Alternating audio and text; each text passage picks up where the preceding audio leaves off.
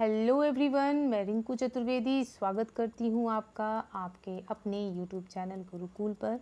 इससे पहले हम आगे बढ़े, अगर आपने अभी तक इस चैनल को सब्सक्राइब नहीं किया है तो जल्दी से सब्सक्राइब कर लीजिए ताकि हमारी आगे आने वाली वीडियो का नोटिफिकेशन आपको मिल सके। तो फ्रेंड्स, चलिए बिना लेट के स्टार्ट करते हैं आज का टॉपिक, जिसका नाम है noun and the case. Case जिसे हिंदी में कारक कहा जाता है। इसके डेफिनेशन पर गौर करते हैं। जैसे है यहाँ पे कि केस क्या है, यानी कि कारक क्या है। किसी भी सेंटेंस में जो संज्ञा की स्थिति को बताता है वो है कारक। क्लियर? कारक जो होते हैं वो 4 प्रकार के होते हैं। पहला है नॉमिनेटिव केस, दूसरा है ऑब्जेक्टिव केस, तीसरा है पोजेसिव केस, चौथा है वोकेटिव केस।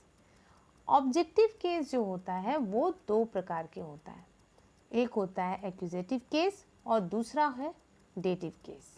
आगे हम डिस्कस करेंगे नॉमिनेटिव केस के बारे में, जिसे सब्जेक्टिव केस भी कहते हैं। अब नॉमिनेटिव केस क्या है? किसी भी सेंटेंस का जो सब्जेक्ट होता है वो उस सेंटेंस का नॉमिनेटिव केस होता है। सब्जेक्ट यानी कि जो कार्य करने वाला होता है। नॉमिनेटिव केस जो होता है वो जनरली वर्ब के पहले यूज होता है। अब बेटर अंडरस्टैंड के लिए सेंटेंस को देखते हैं। जैसे है Sunil is an intelligent boy. यहाँ इंटेलिजेंट वर्ब है और इंटेलिजेंट वर्ब के लिए सब्जेक्ट यहाँ सुनील है। सुनील क्या हुआ? इस सेंटेंस का नॉमिनेटिव केस हुआ। उसी तरह the painter paints the portraits. यहाँ वर्ब है पेंट्स। पेंट कौन कर रहा है? पेंटर। तो पेंटर क्या हुआ? सेंटेंस में सब्जेक्ट हुआ। तो सब्जेक्ट यानी कि पेंटर जो है इस सेंटेंस का नॉमिनेटिव केस हुआ। उसी तरह नेक्स्ट देखते हैं द विंडो वाज ब्रोकन। यहाँ broken is the verb and window is the subject. तो यहाँ सब्जेक्ट जो है विंडो इस सेंटेंस का नॉमिनेटिव केस हुआ। अगर हमें किसी भी सेंटेंस का सब्जेक्ट पता करना है तो सिंपली वे में हमें क्वेश्चन बनाना है। अब क्वेश्चन कैसे बनाएं? वर्ब के पहले हु और व्हाट लगाकर हम अगर क्वेश्चन पुट अप करते हैं तो जो आंसर आता है वो उस सेंटेंस का सब्जेक्ट बताता है। जैसे फर्स्ट आपका सेंटेंस है Sunil is an intelligent boy. अब यहाँ हु और व्हाट यानी कि कौन या क्या लगाकर आप क्वेश्चन बनाओ। कौन है इंटेलिजेंट लड़का? तो सुनील है। आंसर मिल गया हमें सुनील। तो सुनील कौन है? सेंटेंस का सब्जेक्ट। समझ में आए कि किसी भी सेंटेंस का हमें कैसे सब्जेक्ट पता करना है। नेक्स्ट अब डिस्कस करेंगे ऑब्जेक्टिव केस के बारे में। किसी भी सेंटेंस का ऑब्जेक्ट क्या होता है? ऑब्जेक्ट जो कि वर्ब के बाद आता है। सब्जेक्ट अभी हमने डिस्कस किया कि वो वर्ब के पहले आता है, बट अगर ऑब्जेक्ट को देखो तो वो वर्ब के बाद आता है। जैसे सेंटेंस देखते हैं आई मेट योर ब्रदर। इस सेंटेंस में आई मेट योर ब्रदर, आई हुआ सब्जेक्ट, मेट हुआ वर्ब और योर ब्रदर जो कि वर्ब के बाद आ रहा है वो हुआ उस सेंटेंस का ऑब्जेक्ट। तो वर्ब के बाद जो आ रहा है वो क्या है? वर्ब के बाद जो नाउन या प्रोनाउन आ रहा है वो उस सेंटेंस का ऑब्जेक्ट हुआ। इसी तरह Meena teach her. Meena teach कर रही है किसे, हर को। तो teach is the verb and her एक नाउन है जो कि वर्ब के बाद आया, तो हर हो गया यहाँ पे ऑब्जेक्ट। उसी तरह Hari broke the window, Hari is the subject and broke is the verb and window is the object. क्योंकि वर्ब के बाद विंडो आया है नाउन, तो वो हो गया उस सेंटेंस का ऑब्जेक्ट। अगर हमें किसी सेंटेंस का ऑब्जेक्ट पता करना है तो यहाँ भी whom और what पुटअप करके क्वेश्चन बनाओ और आपको ऑब्जेक्ट पता चल जाएगा। जैसे कि सब्जेक्ट में मैंने आपको बताया क्या करके करना है, who और what पुटअप करके अगर क्वेश्चन करेंगे तो हमें सेंटेंस का सब्जेक्ट पता चल जाएगा। और वही अगर यहाँ हमें ऑब्जेक्ट पता करना है तो whom और what लगाकर अगर क्वेश्चन करते हैं वर्ब के पहले, तो हमें जो आंसर मिलती है वो होती है उस सेंटेंस का ऑब्जेक्ट। whom मतलब कौन एंड what मतलब क्या। जैसे फर्स्ट सेंटेंस को मैं एक्सप्लेन करूंगी, आई मेट योर ब्रदर। किससे तुम मिले, तो योर ब्रदर से, तुम्हारे ब्रदर से। तो यहाँ पे आंसर निकल गया, your brother is the object. Next discuss करते हैं accusative case and dative case के बारे में। कुछ ऐसे सेंटेंस होते हैं जिनमें दो तरह के ऑब्जेक्ट होते हैं। एक होता है डायरेक्ट और नॉन लिविंग ऑब्जेक्ट, जिसे एक्यूजेटिव केस कहते हैं। दूसरा होता है इनडायरेक्ट और लिविंग ऑब्जेक्ट, जिसे डेटिव केस कहते हैं। सेंटेंस देखते हैं। The teacher gave the students few exercise. जैसा कि मैंने आपको कहा कि जो इनडायरेक्ट केस होता है वो लिविंग ऑब्जेक्ट होता है और डायरेक्ट ऑब्जेक्ट जो होता है वो नॉन लिविंग ऑब्जेक्ट होता है। तो इस सेंटेंस में स्टूडेंट है आपका इनडायरेक्ट, यानी कि स्टूडेंट हुआ लिविंग ऑब्जेक्ट। उसी तरह एक्सरसाइज जो है वो नॉन लिविंग ऑब्जेक्ट है, तो ये क्या हुआ, डायरेक्ट ऑब्जेक्ट।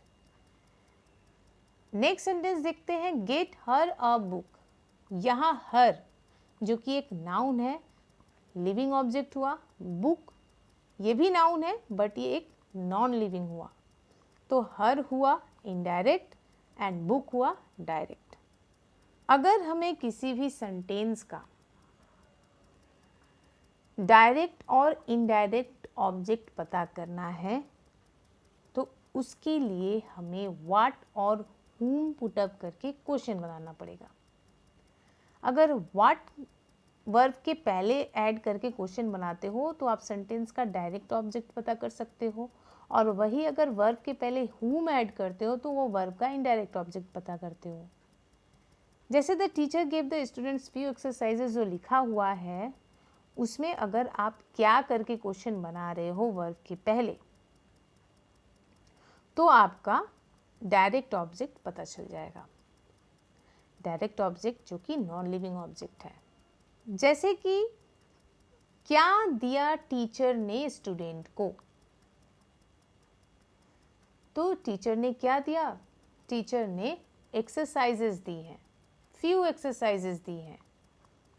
तो एक्सरसाइजेस यहाँ पे हो गया आपका नॉन लिविंग थिंग जो कि आपका डायरेक्ट ऑब्जेक्ट हो गया।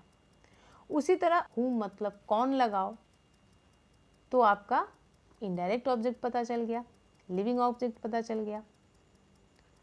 नेक्स्ट देखते हैं, object of preposition is called accusative case. जो प्रीपोजिशन के बाद आता है वो होता है उस सेंटेंस का एक्यूजेटिव केस। जैसे कि अगर हम सेंटेंस के थ्रू समझाएं तो the book is in the desk. इसमें क्या है, इन है प्रीपोजिशन। प्रीपोजिशन के बारे में मैं आगे वीडियो लाऊंगी आप लोगों के लिए कि प्रीपोजिशन क्या होते हैं। यहाँ मैं आपको बता दूं कि इस सेंटेंस में प्रीपोजिशन है इन, और इन के बाद जो नाउन आ रहा है वो है द डेस्क। तो डेस्क क्या हुआ, प्रीपोजिशन इन का, एक्यूजेटिव केस हुआ। नेक्स्ट डिस्कस करते हैं पॉजेसिव, जिसे जेनेटिव केस कहते हैं, वो क्या है। इसमें क्या होता है कि जब एक संज्ञा दूसरे संज्ञा पर अपना अधिकार, अपना ऑनरशिप, अपना पोजीशन, अपना रिलेशन बताता हो, वो होता है पॉजेसिव केस में। जैसे कि सेंटेंस के थ्रू बेटर समझेंगे आप। जैसे दिया है कि इट इज आवर आइडिया, यहाँ पे इट इज आवर आइडिया मतलब कि यह हमारा आइडिया है। उस आइडिया पर वो अपना अधिकार जमा रहा है, तो आवर क्या हो गया, इस सेंटेंस का पॉजेसिव केस हुआ। उसी तरह सेकेंड सेंटेंस में this is Ram's book, Ram का बुक पर अधिकार है, मतलब कि ये जो बुक है वो राम का है, तो राम यहाँ पे बुक का पॉजेसिव केस हो गया। The speech delivered by the president, speech जो है वो प्रेसिडेंट के द्वारा डिलीवर की जा रही है, तो यहाँ पे स्पीच का जो पॉजेसिव हुआ वो प्रेसिडेंट हुआ। Rakesh sister has been hospitalise, यहाँ पे राकेश की सिस्टर यहाँ पे रिलेशन कोड कर रहा है, जो कि रिलेशन यहाँ पे पॉजेसिव बता रहा है, तो राकेश की सिस्टर, तो राकेश यहाँ पर क्या हुआ, सिस्टर का पॉजेसिव बताया गया है।